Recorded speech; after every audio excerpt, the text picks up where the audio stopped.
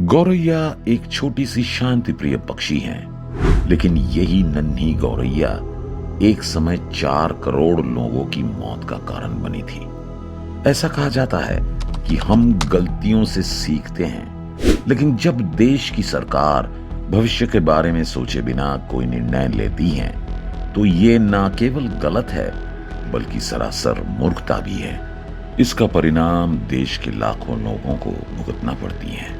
दोस्तों, आज की इस वीडियो में हम एक ऐसी ही बेहद बेवकूफी के बारे में बताने जा रहे हैं जिसके कारण ये छोटी सी गौरैया 4 करोड़ लोगों की मौत का कारण बनी। इस घटना को इतिहास की सबसे दुखद घटनाओं में से एक के रूप में जाना जाता है। तो जानकारी के लिए वीडियो को अंत तक जरूर देखें। समय था 1958। उस समय माओ सेतुंग चीन के राष्ट्रपति थे। 1958 में चीन आज जितना उन्नत नहीं था। उस समय चीन एक अत्यंत गरीब देश था जिसकी कुल जनसंख्या लगभग 650 मिलियन थी और अधिकांश लोग कृषि पर निर्भर थे। लेकिन उस समय चीन में भोजन की कमी थी। उनके द्वारा उत्पादित फसलों की मात्रा देश की घरेलू मांग को पूरा करने के लिए पर्याप्त थी, लेकिन इसे विदेशों में बेचकर अतिरिक्त पैसा कमाने का कोई रास्ता नहीं था। भोजन के इस कमी के साथ साथ डेंगू, मलेरिया, हैजा, प्लेग जैसी घातक बीमारियां भी फैलने लगी। इस बीच राष्ट्रपति माओ सेतुंग ने चीनी लोगों से वादा किया कि अगर चीन साम्यवादी शासन स्थापित करेगा तो वह एक विकसित देश बन पाएगा। उस समय ब्रिटेन दुनिया का सबसे अमीर देश था। उसके बाद अमेरिका था। माओ सेतुंग ने तय किया कि वह चीन को इतना सुधार देंगे कि चीन अर्थव्यवस्था के मामले में अमेरिका को पछाड़कर दुनिया का दूसरा सबसे अमीर देश बन जाएगा। इस कारण से वह चीन में ग्रेट लीप फॉरवर्ड नामक एक योजना लेकर आए, जिसका अर्थ है भविष्य में एक बड़ी छलांग। उन्होंने देश के सभी लोगों से कहा कि वे अपने घरों में छोटे छोटे कटोरे बनाएं और उनका उपयोग स्टील और लोहा बनाने में करें। चीन आर्थिक रूप से आगे बढ़ेगा। इसके अलावा सभी किसानों को देश में पर्याप्त खाद्य आपूर्ति प्रदान करने और देश के बाहर फसल बेचने के लिए बड़ी मात्रा में फसल उगाने के लिए कहा जाता है। लेकिन चीन के सामने सबसे बड़ी समस्या चीन में विभिन्न बीमारियों का फैलना था। हैजा, मलेरिया, डेंगू, प्लेग से हर साल चीन में बहुत से लोग मारे जाते थे। ये बीमारियां मच्छर, मक्खी जैसे कीड़ों से फैलती हैं। माओ सेतुंग ने तब 4 कीट अभियान नामक एक अभियान शुरू करने का निर्णय लिया और ये दुनिया की सबसे बड़ी गलती होने वाली थी। अभियान कुल 4 चीजों को लक्षित करता है: मच्छर, मक्खियां, चूहे और गौरैया। माओ सेतुंग देश के प्रत्येक व्यक्ति से कहते हैं कि वे इन 4 प्राणियों को जहां भी देखें उन्हें मार डालें ताकि देश में बीमारी कम हो और देश आर्थिक रूप से आगे बढ़े। मच्छरों और मक्खियों को मारने का कारण यह है कि ये दोनों कीड़े डेंगू, मलेरिया और हैजा जैसी बीमारियों का कारण बनते हैं। प्लेग चूहों के कारण बनता है। लेकिन गौरैया को मारने की बात क्यों कही गई? गौरैया कोई बीमारी नहीं फैलाती। दरअसल उस समय चीन के राष्ट्रपति माओ सेतुंग को अगर कोई विचार पसंद आ जाता था तो वे बिना ज्यादा आलोचना किए उसे देश में पेश कर देते थे। तब सरकार के पास खबर आई कि एक गौरैया साल भर में करीब 4.5 किलो फसल खा जाती हैं। इस डेटा के आधार पर उन्होंने गणना की कि चीन में अरबों गौरैया हैं जो प्रति वर्ष 4.5 किलोग्राम तक फसल खा जाती हैं। यदि इन पक्षियों को मार दिया जाए तो बड़ी मात्रा में फसल बचाई जा सकती हैं। इस फसल को विदेशों में बेचकर देश की अर्थव्यवस्था को बढ़ावा दिया जा सकता है। माओ सेतुंग ने कहा, हमारा देश इन 4 प्राणियों के बिना बहुत अच्छा करेगा। इसके बाद से ही इन 4 प्राणियों के जीवों को मारने का अभियान शुरू हो गया। धीरे धीरे ये अभियान चीनी लोगों, 5 साल के बच्चों से लेकर सेना तक के लिए युद्ध में बदल गया। लेकिन लोगों को मच्छरों, मक्खियों और चूहों को मारने में उतना मजा नहीं आता था जितना गौरैया को मारने में आता था, क्योंकि गौरैया आसानी से दिख जाती थी और चूहों या मच्छरों की तरह छिप नहीं पाती थी। वे गौरैया को मारने के लिए नए नए तरीके चुनते हैं।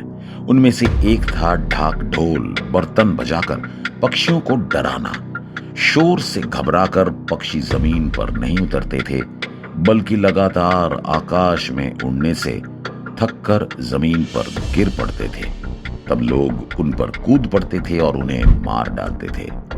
इसके अलावा छोटे बच्चों ने गुलेल से और कई ने बंदूकों से पक्षियों को मारा। अजीब जाल भी थे। वे पक्षियों के घोंसले को नष्ट कर देते थे, अंडों को तोड़ देते थे और युवा पक्षियों को मार देते थे ताकि पक्षी प्रजनन ना कर सकें। बच्चों से लेकर बूढ़ों तक, कस्बों से लेकर गांव तक, आम लोगों से लेकर सेनाओं तक सभी गौरैया का शिकार करते थे। यहाँ तक कि प्रतियोगिताएं भी होती थी, जहां सबसे अधिक पक्षियों को मारने के लिए पुरस्कार दिए जाते थे। सबसे अधिक गौरैया लाने वाले बच्चों को पुरस्कृत किया जाता था। चीन के लोग इतने क्रूर थे कि वे मरी हुई गौरैया की माला बनाकर अपने गले में पहनते थे। इस अत्याचार के पहले दिन उन्होंने लगभग 2 करोड़ गौरैया को मार डाला। चीनी लोग पक्षियों को मारने को एक प्रकार की लत मानते थे और उन्हें इस क्रूर कार्य में आनंद मिलता था। 1958 से 1959 के बीच उन्होंने केवल 1 वर्ष में लगभग 1 अरब गौरैया को मार डाला। वे लगभग 200 मिलियन चूहों, 100 मिलियन किलोग्राम मक्खियों और 110 मिलियन किलोग्राम मच्छरों को भी मार देते हैं।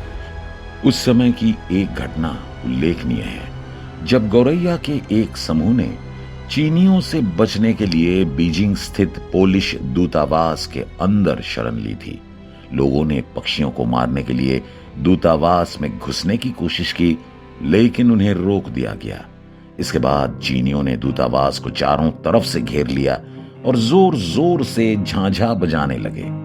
इस आवाज पर पक्षियों का झुंड फिर से आकाश में उड़ने लगा और फिर उन्हें गोली मारकर मार डाला गया। अगले 2 वर्षों में चीन में गौरैया लगभग विलुप्त हो गई, लेकिन चीनी लोगों को पक्षियों को मारने की लत जारी रही और उन्होंने अन्य पक्षियों को मारना शुरू कर दिया। परिणाम स्वरूप चीन में सभी प्रकार के पक्षियों की संख्या बहुत कम हो गई है। इन क्रूर हत्याओं से माओ सेतुंग का 4 पेस्ट्स कैंपेन सफल हो गया, लेकिन प्रकृति के नियमों के खिलाफ जाने के परिणाम स्वरूप चीनी लोगों को नुकसान उठाना शुरू हो गया। आप में से बहुत से लोग खाद्य श्रृंखला के बारे में जानते हैं। प्रत्येक जीव खाद्य श्रृंखला के माध्यम से प्रकृति में एक महत्वपूर्ण भूमिका निभाता है। उदाहरण के लिए मेंढक कीड़े खाते हैं, सांप मेंढक खाते हैं और चील सांप खाते हैं। यदि इस श्रृंखला से किसी जानवर को हटा दिया जाए तो प्रकृति का संतुलन बिगड़ जाएगा।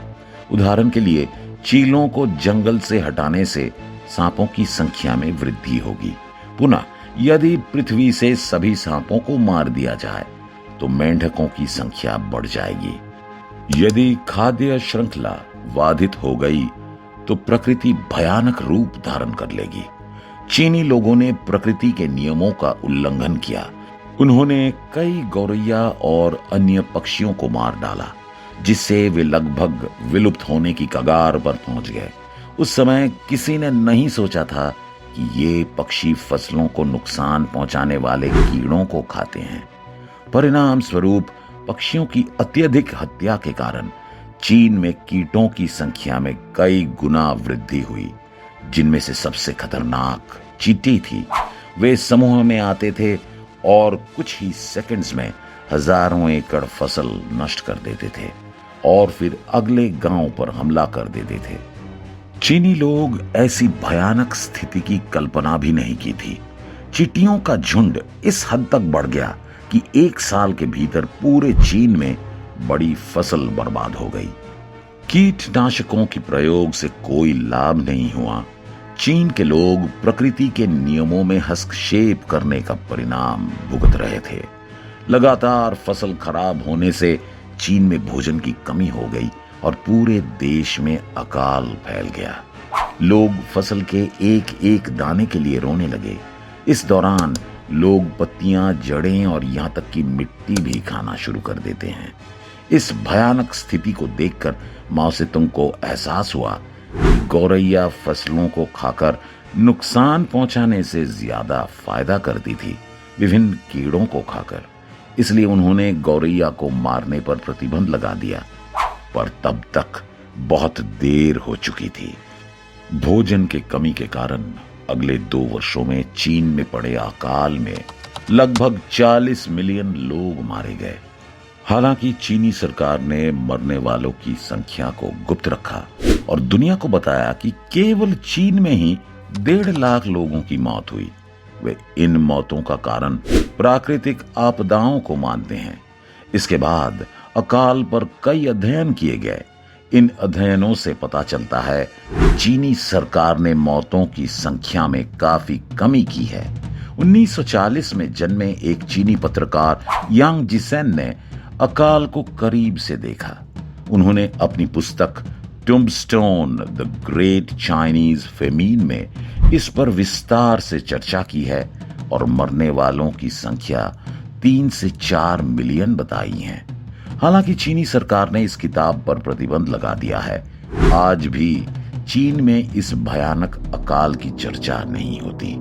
चीनी सरकार ऐसे कदमों पर नहीं रुकी है। 1970 के दशक में माओ सेतुंग की मृत्यु के बाद चीनी सरकार ने ग्रामीण किसानों को अपनी आय बढ़ाने के लिए जंगली जानवरों को पकड़ने की सलाह दी, जो बाद में विनाशकारी बीमारियों का कारण बने। इन बीमारियों में एक बीमारी कोरोना भी थी। आज के वीडियो में हमारे पास आपके लिए एक सरल प्रश्न है। चीन के निर्दोष हत्या अभियान का क्या नाम था? जवाब कमेंट बॉक्स में दें। और अगर वीडियो पसंद आया तो वीडियो को लाइक करने के साथ साथ अपने दोस्तों के साथ शेयर भी करें और ऐसे ही वीडियो देखने के लिए इस चैनल को भी सब्सक्राइब करें। धन्यवाद।